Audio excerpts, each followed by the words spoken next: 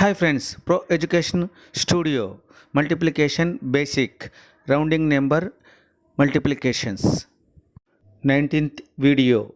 ఈ స్లైడ్ బాగా గమనించండి.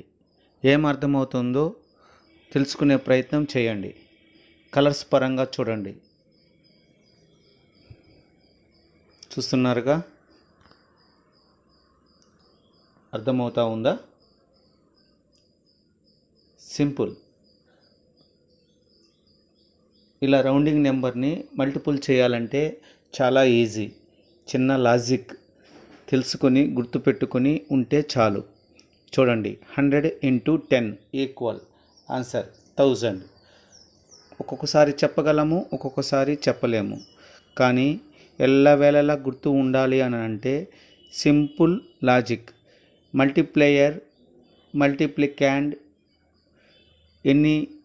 రెండిటిలో ఎన్ని సున్నాలు ఉన్నాయో చూసుకొని ఆ సున్నాలు అలానే మనము ప్రోడక్ట్లో చేర్చినట్లయితే మనకు ఆన్సర్ అదే అవుతుంది.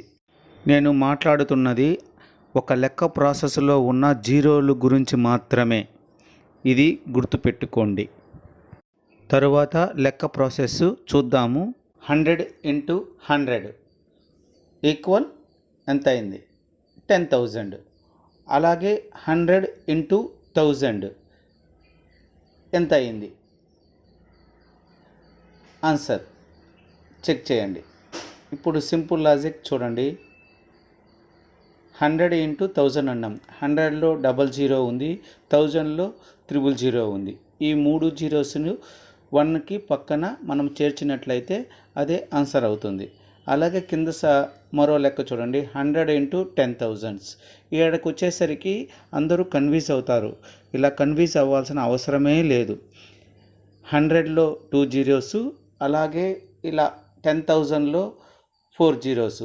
వీటిని యాడ్ చేసి వరుస క్రమంలో జీరోస్ని చేర్చాలి. జీరోస్ పెట్టేటప్పుడు టోటల్ ఎన్ని జీరోస్ ఉన్నాయో అనేది గుర్తుపెట్టుకోండి.